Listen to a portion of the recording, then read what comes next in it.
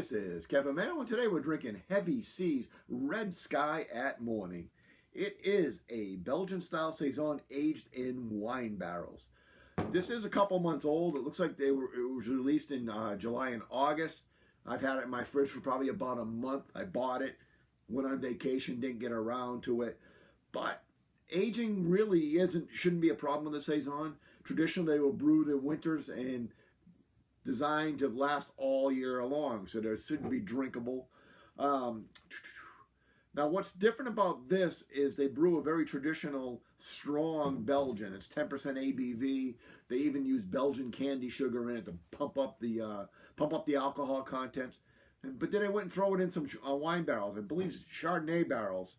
So, not sure if that says out here or not. So, and really, it was almost like an experiment to see, hey, we brewed this beer, we like this beer. What happens if we throw it in some wine barrels and let it sit there for like 6 months?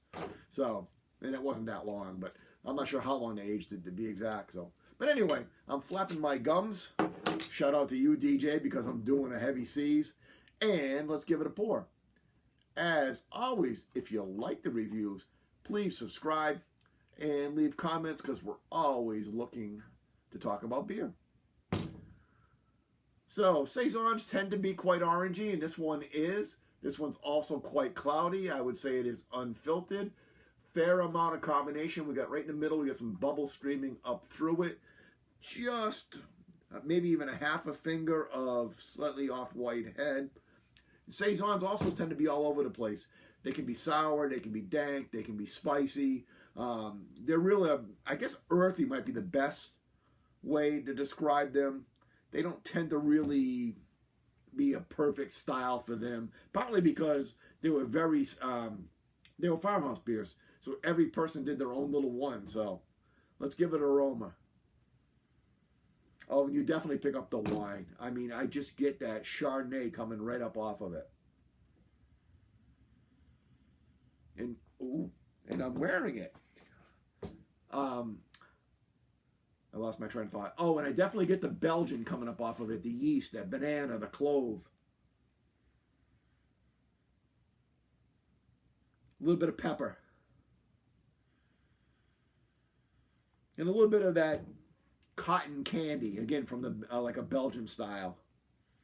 And this is using a Belgian yeast, so it's probably a little bit more towards a Belgian. It says Belgian Saison than a classic French farmhouse. This is basically my first beer of the day. I don't know why I'm making a mess out of it. Let's give it a taste.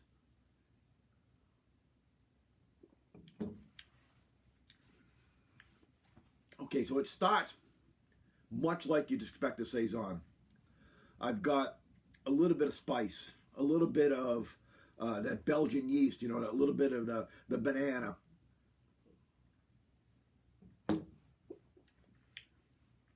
Got a little, I said the spice, like the pepper, the clove, and then you get the Chardonnay.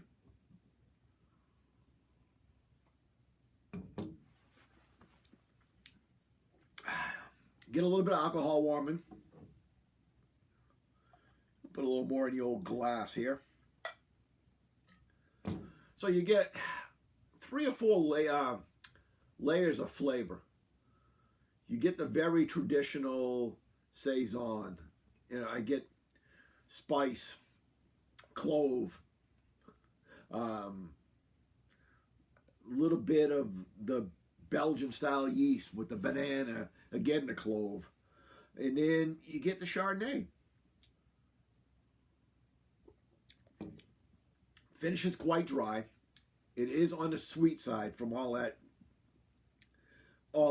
Belgian candy in there, candy sugar. So it is on the sweet side, probably a little sweeter than I would typically like.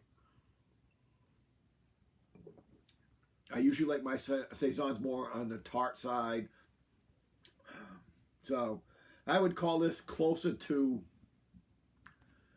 a double. Got a lot of the characteristics I'd expect out of a double with the sweetness and the sugar and the banana, the clove.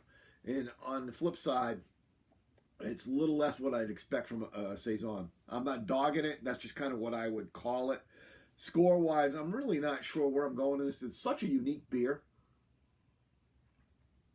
It doesn't fit really any other category.